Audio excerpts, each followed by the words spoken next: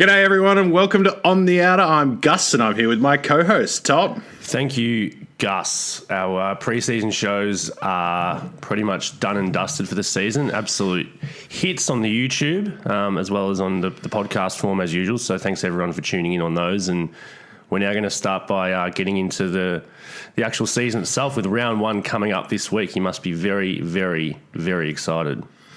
Oh, look, I'm always excited for round one or Wednesday night kickoff this year, Tom, which is, I guess it's different, but like you, I'm sure I would love it if footy was on every night, so I'm not too upset. I think a few people out there are sort of complaining about why is it on Wednesday night, but I'm fine with it. We're going to have a look at, well, the big news coming out of the Gold Coast Suns this week, which is Ben King re-signing, a massive moment in their club's history, not just in Ben King's career.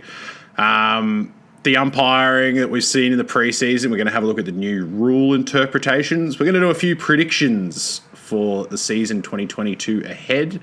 And then we're going to finish off with a couple of our favourite segments that have been around for a long time, Tom, but we're going to bring them back for 2022.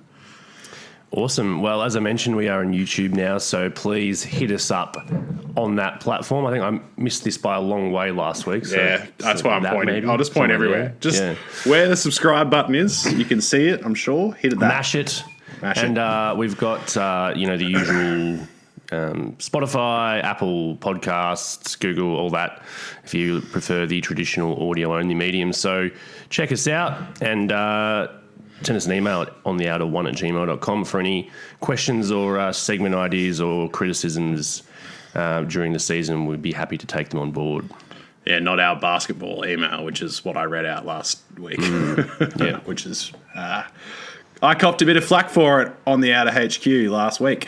Anyway, Tom, somebody who did not cop any flack at all, apart from some salty St Kilda fans probably, is Ben King for signing a 2-year deal at the Gold Coast Suns. He is staying. He's turned his back on what was, potentially as heated a free or a out of contract market for a player as we've just about ever seen for a young player, out with an ACL currently. Apparently, he was told by the Suns that injury would not in any way affect his contract offer, so they haven't dropped the money at all. I wonder if that has contributed to this, like the loyalty shown by that. I also wonder if there's potentially a little bit of someone in his ear telling him, a little bird in the ear telling him that Alistair Clarkson might be heading north at some point during the season. But massive news, as I said at the top, not just for Ben King, but for the Suns, potentially for their survival. Yeah, it's a huge story, and I think the telling fact to me is that he hasn't even really waited to see what kind of offers came through. I'm sure his manager was fielding offers, already, even though he still had a year to run. But the fact that he hasn't actually even gone into negotiations and used that with the Suns or anything like that, he's just very clearly, in his mind, wanted to see it out for at least another 2 years and see what happens there. So, yeah, I think it's a good point about the Clarko thing. That's definitely a possibility. But from all reports, he's a big Stewie Jew fan and they have a great relationship too. So I guess it's a bit of a win-win maybe for him in that regard. I just think it's a significant moment in the club's history because, yeah, they have had good players re-signed before, but most of the time, players in Ben King's position have gone. Like, that's the reality, is that we're conditioned to expect that to happen now. And whilst there was some optimism coming out of the Gold Coast Suns that they were confident he was going to stay, I think a lot of people didn't buy it. So, is this a turning point? Is this something that we could potentially see other players? We know they've got Rankin and Lukosius out of contract this year as well. It can't hurt, can it, when the big number one guy, the big banana, signs on this early in the season? It's got to have some confidence spreading through the rest of the group. And will we see Rowell and Anderson extend this year as well? It could be a really significant 12 months for them in a contract perspective. I just think it's different as well from the other guys at the Suns who have gone home before, because we've never had this level of kind of pressure, I suppose, on the player to come home.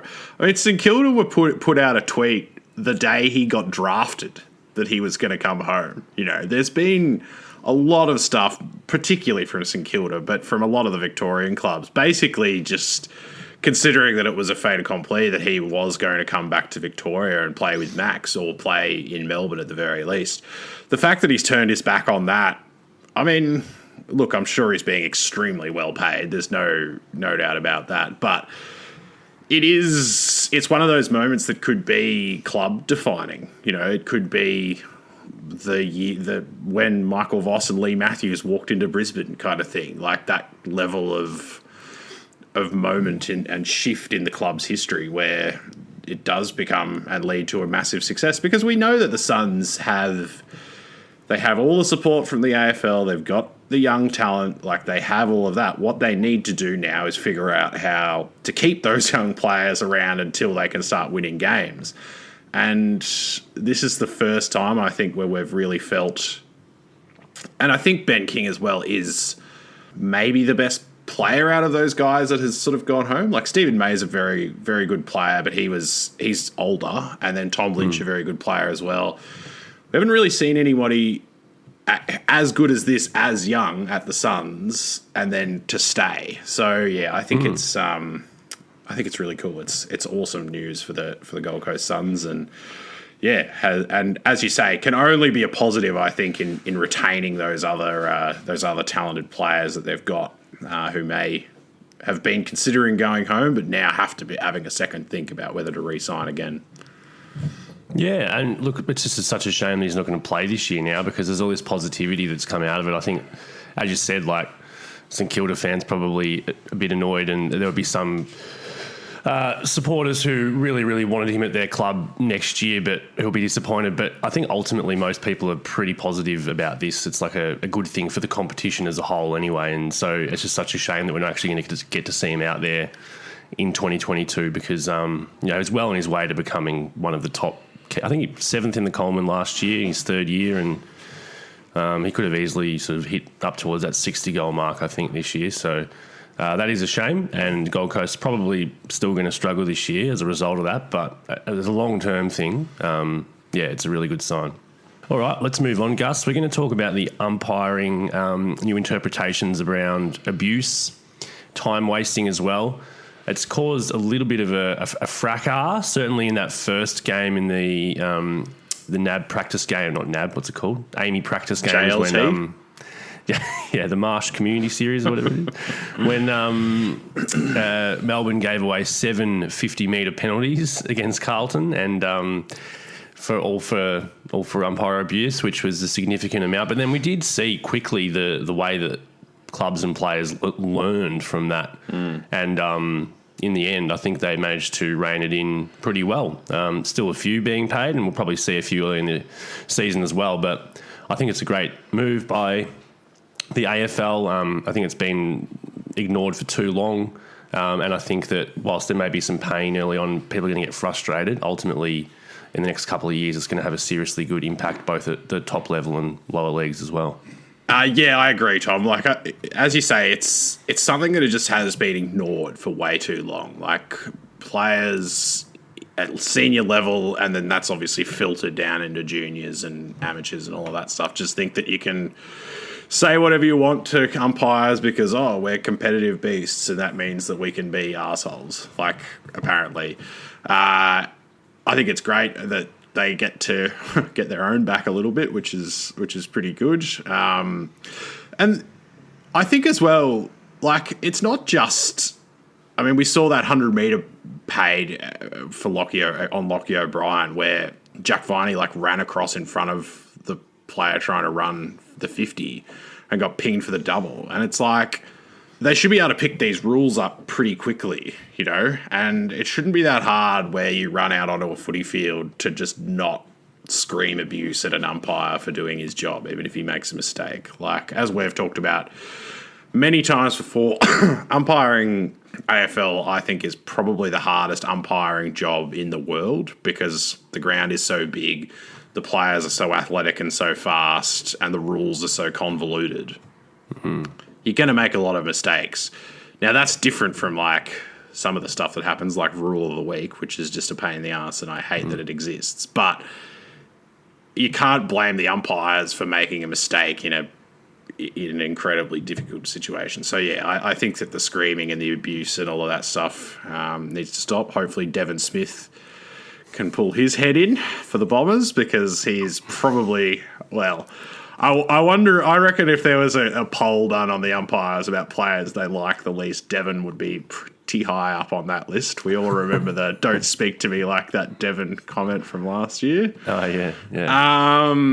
The other rule tweak or little manoeuvre that's happened, which I absolutely love, is the time wasting thing, Tom. So you're getting pinged for 50 now, where they do that stupid, is it him? Like pointing to the player. And it's like, well, there's only one player within 30 metres, mate. So yes, it is him. They're finally pinging that for time wasting, which is great. And they're also pinging you for free kicks if you aren't giving the ball directly back to the umpire, which has always been a rule. Like, it has always been a rule that you have to give the ball back to the umpire. But now they're actually cracking down on it and paying free kicks for not doing it. And I love it. I think it's awesome. The one thing that we don't want to see is like slowing down the game. And that stuff isn't part of like... It's not a tactical or a skillful maneuver. It's just like bastardizing the rules. So, yeah, pretty happy with that move as well. Yeah, I couldn't agree with you more. I mean, people talk about the game being too long, and after 2020, when we went down to shortened quarters, there was a lot of support for leaving it that way, or at least finding somewhere in the middle between the 16 and the 20. But to be honest, the game itself, the actual playing of the game isn't any longer than it ever has been. It's just all these little things like time wasting, kicking the ball halfway down the field when there's a free kick against you and then claiming that you didn't hear the whistle. Like, that kind of thing is going to be stamped out. Even stuff like, the umpire's waiting for a fracker to finish before they ball the ball up. Like, I would just like to see that. Yeah, just chuck it up. There's nothing, no better way to stop the argy-bargy than to just start the game again. So waiting for the ruckman, the nomination and waiting for the massive 205 centimetre ruckman to lumber down into position. Just, if they can't keep up with the game, that's their problem. Just throw the ball up. Yeah, so I think that there's a lot of things that have crept into the game over the last decade or so. Insidiously, would you say? Insidiously, if you want to use that. It's that just don't really, we don't need it. And also, if you really strip down, I think you would find that the broadcasts of, Friday night footy, Thursday night footy, which is what the issue is. It's about kids staying up late enough to watch the games and, or to go to the games. I think we'll see that reduced significantly. So it's a great move, not just for on-field stuff, but for actually just for the overall football experience in general. It's not just kids, mate. I struggle to stay up for Friday night, Saturday night games. All right, Tom. The other thing that we just wanted to touch on, which is about a bit of news that's been floating around, the Tasmanian team situation, I suppose you could call it, has obviously been bubbling away at AFL headquarters over the last couple of years, really. Now, I did see Gillan McLaughlin making a comment, I think it was to Jake Nile in The Age this weekend, who he basically said that the clubs were going to make the decision about whether or not the Tasmanian team was going to happen. I find that, for a start, it's pathetic by the AFL, because it shouldn't be up to the clubs whether or not they add another side. It should be up to the AFL, because the AFL owns the league, the subsidiaries of the league. The other thing is, obviously, you're just opening yourself up to clubs voting in their best interests, not the competition's best interests. Of course, Hawthorn and North Melbourne are not going to vote for a Tasmanian team, because they make a lot of money off of playing games in Tasmania. Like, they get paid to play there. So why would they ever vote to put a team in there and wreck those potential commercial opportunities that they have?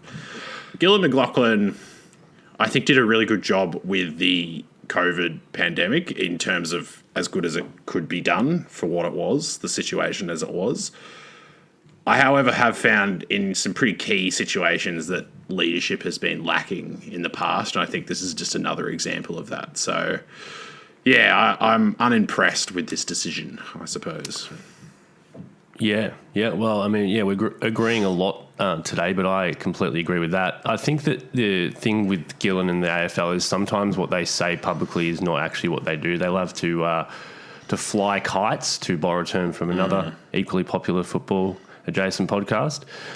So maybe this is a situation where you're right, they're kind of abdicating responsibility publicly because they don't want the either side of the debate to come down too hard.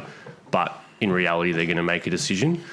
Because there was a lot of wishy-washy stuff in that article about how much was actually required, whether it was an absolute majority required, whether it was a total uniform decision, or whether they would just need a guide to indicate that most clubs are for it. Or so, yeah, I don't know. But you're right. It's nothing to do with the clubs, or the decision making shouldn't be anything to do with the clubs because it's they should be consulted, of course, but consulted on how it's going to work financially.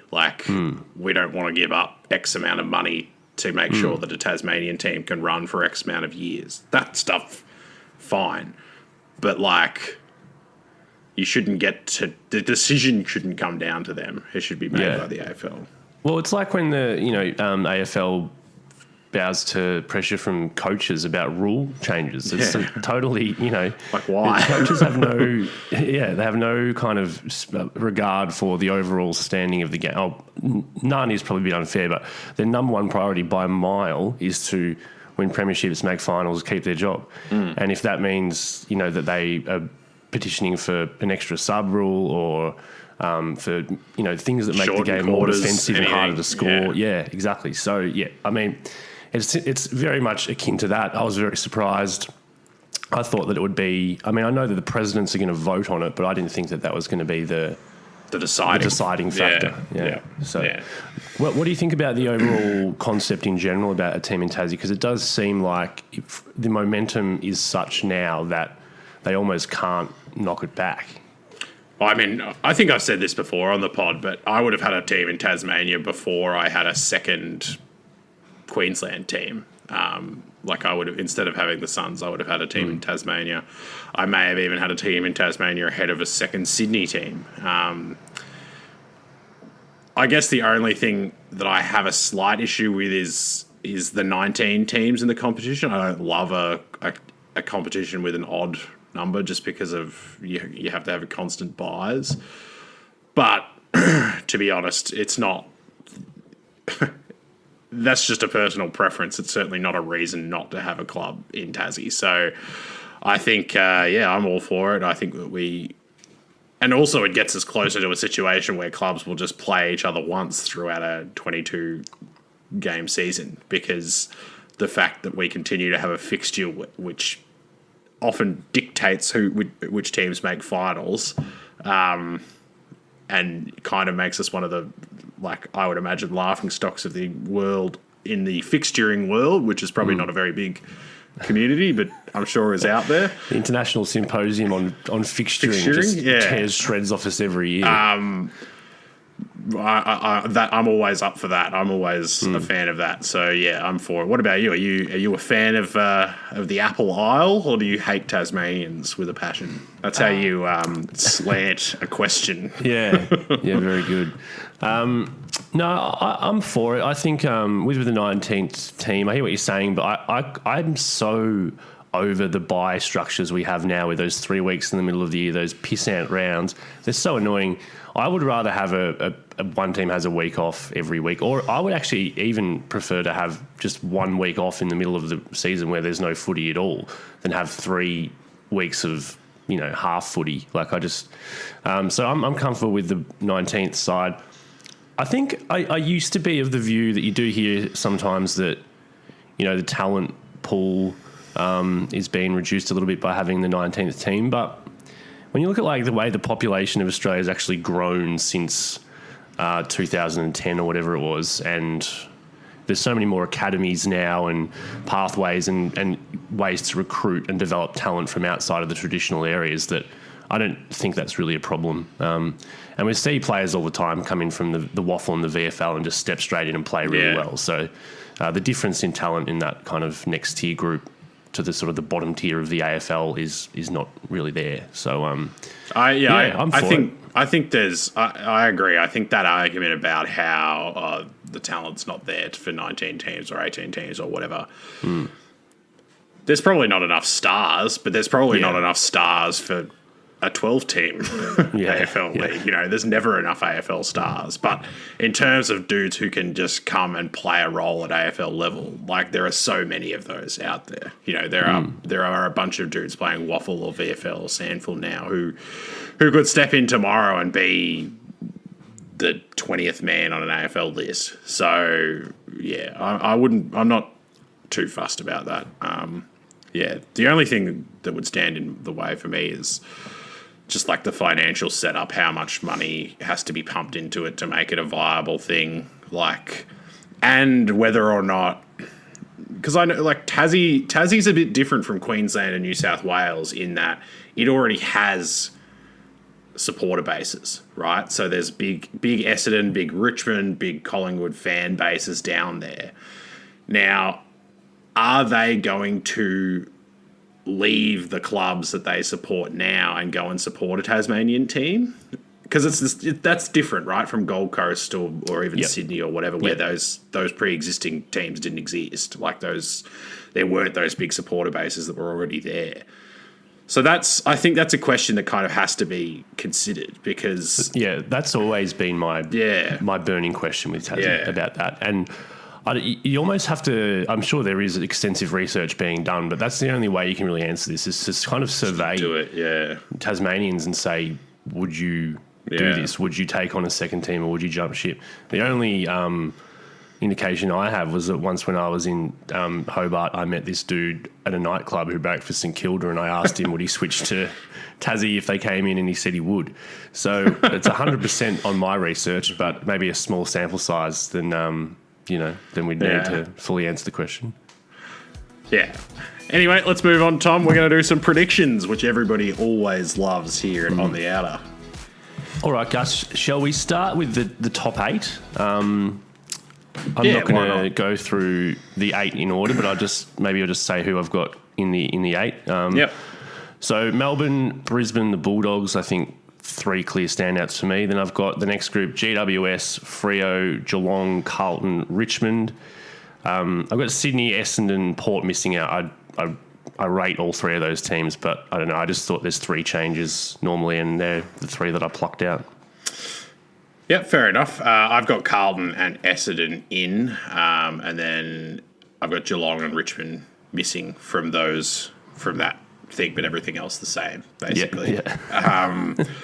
I think you're right in saying that those 3 at the top are a clear cut above. And then I think probably, well, in my opinion, I think GWS and maybe just the inside track to get that 4th spot in the top 4.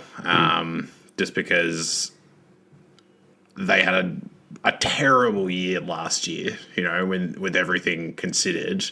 They lost Jeremy Cameron the season before. They lost Zach Williams. They had a bunch of injuries. They still finished 6th. So,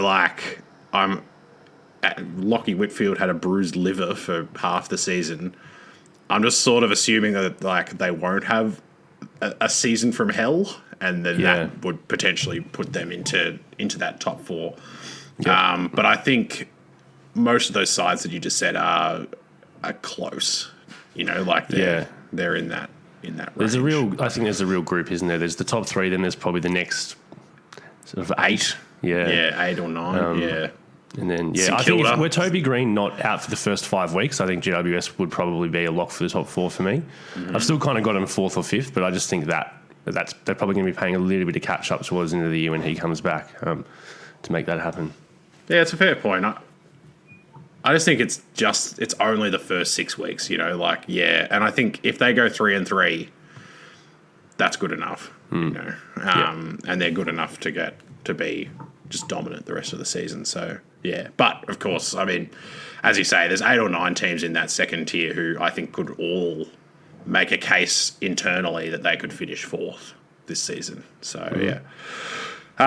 Let's do Premier, Tom. Let's get straight to it. The big one. We sort of talked about this last week in our preview show, which is on our YouTube channel at the moment, so haven't checked that out. But who are you picking as your flag favourite?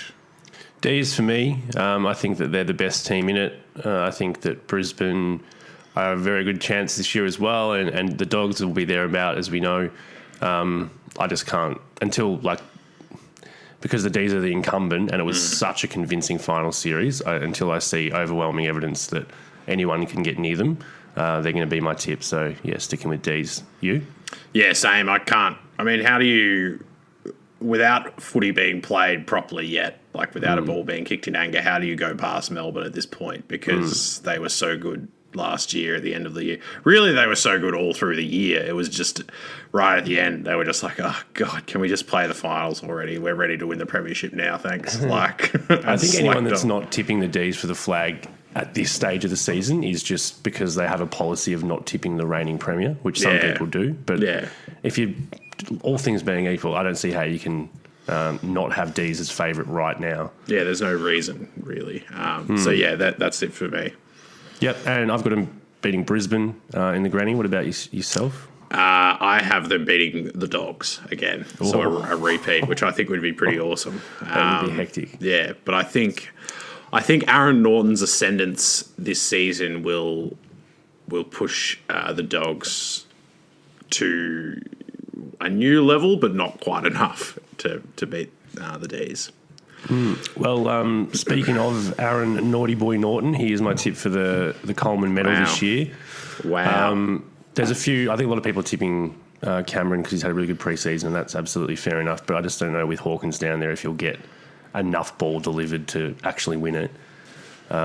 So with the Bulldogs having some issues with their forward line with Bruce out, Ugle-Hagan potentially not ready, and English looks like he's going to play a lot more ruck this year as well. So I think a lot of the ball is going to go through Norton, and I think he could kick sort of 70 goals, probably 70 goals, 70 or something. Wow, that'd be big. I mean, I think Norton is a very decent pick. I wonder though if they've just got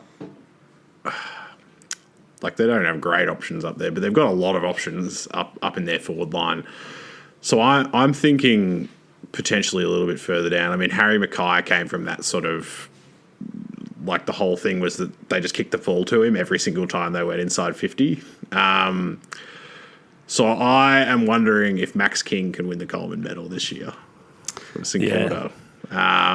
As a real just time to leap up into what I think we all think that he's going to be a star of the competition at some point. And I think maybe this is the year. He will be the primary focus of that midfield, and that half forward line will just be kicking him the ball 25 times a game probably. So pure volume, he could kick 3 or 4 goals a week, and that would be 60, 70, 80 goals for the season and get him there. So Max King for me. Yeah, he's going to have a good year. You can just tell he's going to have a breakout season. And And we didn't even mention Mackay, but there's no reason why he can't win it again, I guess, as well. Yeah. Brownlow Medal. This is an interesting one, isn't it? Look, I think the best 2 players in the competition at the moment are Christian Petrarca and Marcus Bontempelli. So it is really hard to not say one of them. Dustin Martin as well is coming back. So I'm just going to go ahead and pick the Bont because I was just trying to make it sound like I was going to pick somebody else there, but really I think you're kind of silly if you're not picking one of those 2. I mean, maybe you're going to pick one of those, but I find it hard to imagine that there's going to be another player who has a better season than one of those 2 guys. Yeah, that's absolutely fair. As usual, my Brownlow tips are many and varied, but I feel like I've been tipping Josh Kelly for the Brownlow for years, and I think he's a good chance this year. He looks really fit, so if he plays every game, he'll be up there. I've said Petrarca's going to have a dominant year as well, and I can definitely see him winning it, and he sort of has been my tip. But tell you what, I was watching the Geelong Gold Coast game the other night, and I was just like, Took Miller's going to win the Brownlow. He's so good. He's so good. The only reason I wouldn't pick him is just because they're only going to are they going to win enough games? And is Took Miller enough of a name to get over not winning enough games? Hard to say, isn't it? Hard to say. But he's kind of coming off that second year, like that breakout year, and then the second year where he might get a bit more attention. I think that the Gold Coast midfield will be better this year. So, like Rowell and Anderson, he actually will have a few players who could potentially steal votes, whereas last year he was just best on ground every single time for the Suns. But, yeah, he's just unbelievable. And he's really quite impactful. When you watch the game, you really notice what he does. There's just absolute burst clearances where he just sprints away from everyone out of the middle and gets it in there. He tackles. He's around the footy a lot. His running ability is just... Yeah. I mean, there might be players in the AFL who run further than he does overall, but I'd love to see like how far ahead he is on like repeat sprint efforts, because it must be like double the second best. He is always just sprinting from one end of the ground to the other. It feels like it's crazy to watch him. Just his effort and his running ability. Yeah, Took Miller's a great pick. Imagine how much you'd love him if you're a Gold Coast supporter. You would just love him. Especially when he re-signed for 5 years. It was I don't want to go anywhere. Why would I want to go anywhere? When he was like, why would I want to go anywhere else? Like, pardon? Yeah, so so I'm tipping Took Miller to be Gold Coast's second Brownlow medalist, which is pretty funny. Good pick. What about, speaking of Gold Coast, what about the rising star, Tom? Do you have an out-of-the-box pick for this one? Are you leading me to pick someone from Gold Coast? Just speaking of them. Okay. I mean, look, it's hard to see it not being Horn Francis or Dacos. I'm going to go with Dacos. I just think that the way he stepped in that the most recent Pracky game and was like Collingwood's highest possession winner, and he's just so, it's like it's too easy for him. Like the step up has meant nothing. He's just playing at the same level. So I'm going with Dacos, and it'd be good to see a first year player win it. So he's my pick. I mean, Dacos is, I think, the answer that is on everybody's lips, I suppose. I'm going to pick Horn Francis, though. I think his explosive ability is going to really stand out. He can kick goals as well as win possessions. Look, this top two is really, really good. I think we're starting to realise like how good these two guys are going to be. So just let them have a tie. Let them tie, and I'll be happy with that. That'll be good. Last one, Gus, for our predictions, and this is our surprise All-Australian. I think last year I had Tom Doty and you had Brennan Cox, so hopefully we can make it 2 from 2 with our predictions this year. I'm going with a guy who, he probably won't get in because players, these positions in the team tend to just go to extra sort of midfielders, but I wouldn't be surprised if we see in his second season Errol Goulden have an absolutely outstanding year for the Swans at half forward. And if you can, maybe they'll slot him into the forward pocket. That's possible. I think he's probably more of that half forward flank guy because he pushes up to the middle a bit as well. But yeah, I think he's going to have a bit of a breakout. And if they do actually pick half forwards this year, then he could be one of the best in the comp. Mine's not a breakout player. It's somebody who kind of broke out and then sucked, and now I'm thinking might break back out, I suppose. Daniel Rioli, off the halfback flank, I think could have a really big year because he sort of fits the exact kind of things that you want out of a halfback flanker. He's skinny, he can kick the ball well, he won't go near a contest, so there's no way he's going to get hurt.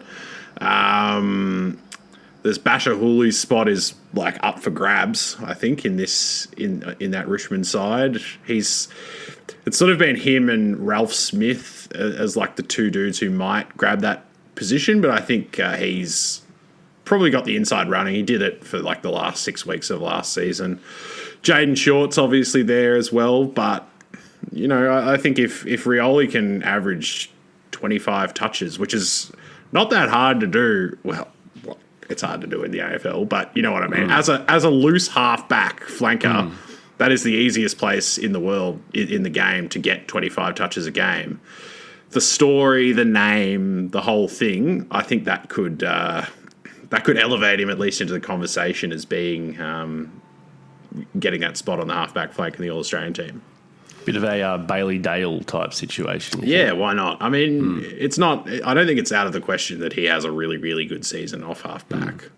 Yeah, well, it made a lot of sense when he went back there last year. I thought it was a good move, but he's always kind of struggled to find the ball. So I wonder if, playing behind the footy, he'll be able to rack it up a bit. Well, he did average a lot of touches. Not a lot of touches, but quite a few touches at the back end of last year. So, yeah, I think it's a possibility that he has a good season. Nice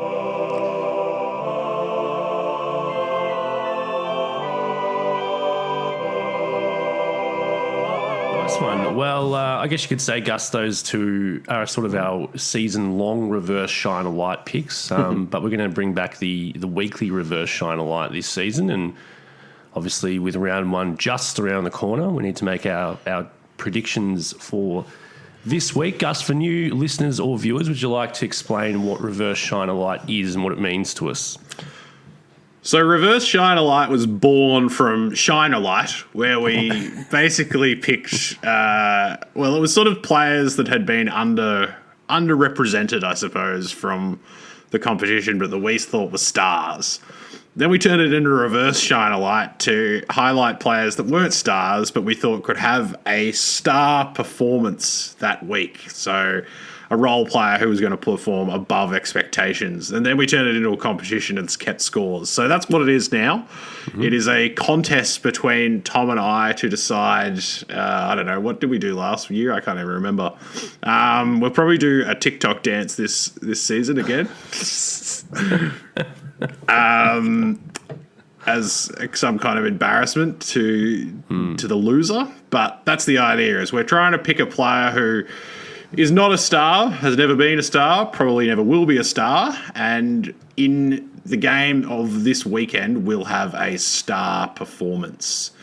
So, Tom, do you want to kick us off for your first player for season 2022? So round one, obviously, Gus brings with it some positional changes and some role changes based on what we've heard about through the off-season and the pre-season and stuff. And I'm going with a dude who has played this position before, but I think Josh Battle moving to a permanent backline role for the Saints, playing as that sort of third tall intercept marking defender, I think combines quite well with Howard and Wilkie, because they all kind of have a different skill set. So, yeah, I think he's going to take a lot of grabs in the backline. They're playing Collingwood this week, who we know don't have a hugely threatening tall forward setup. So I think he could get off the chain and take 8 or 10 grabs down back there and kick off a promising year. I reckon Josh Battle gets picked like 4 times a year in this he does. thing. Yeah. Like, we really like Josh Battle on this podcast. I don't know why. He hasn't earned it. I'm going to pick Michael Frederick from Freo. Only a young guy, but they're playing the Crows. Matty Taberner is going to miss this week, so they're playing a bad team, and he, I don't know, is he the number one forward target in there? He kicked 1 goal 4 against the West Coast Eagles in last week's game, so they obviously do look to kick him the ball, and if he could kick straight, kick 3 or 4, then I think that would definitely be worth a point in our reverse shine a light contest, Tom. Nice one. Yep, Fast Freddy. He looks like he's in for a good year. So there we go. Our first 2 selections of the year, Josh Battle and Michael Frederick from Freo. Bit of athleticism there. Not bad. All right, we'll leave the show there, everyone. Thank you for tuning in. As we said at the top, if you're watching us on YouTube, smash that subscribe button just down there or up there or wherever it is. Hit like as well. If you want to listen to us on the podcast, you can subscribe to us on Spotify or iTunes or wherever you get your pods from as well. Rate, review, like, all that stuff on there. If you want to get in touch with us, it is ontheouter1@gmail.com. Send us an email about anything AFL related or just anything. We're happy to read out questions or comments about life, unless it gets too personal, in which case, no. We had a bit of vasectomy chat last year, so that's true. Is there any topic we won't tackle? Yeah. I mean, it wasn't our vasectomies, it was somebody that we don't know. But Let's make that clear. Yeah. But we'll be back next week with another show of On the Outer on YouTube. Keep an eye out as well for our tipping videos. They will continue with a special guest being added and a terrifying payoff that we're all really worried about doing and really don't want to. So there's a fair bit of juice in our tipping this season, Tom. Yes, and if you have a look on our YouTube channel, you'll see that we've just added each individual club preview for the season as well. So if you can't be bothered watching a whole hour of us, you can just watch your team in a little 5-minute package. So have a look at that and check it out and give us let us know what you think. If we've missed any key players or key questions, because we can't be across everything. So let us know. And Gus, next time we convene, we will be looking back at what will be a very, very exciting and at that stage complete round one. A ripping round one. And hopefully the package is back for the Bombers. You just mentioned package, and that's going to make me think of Jake Stringer forever. All right, everyone. Thanks very much for tuning in. Ciao.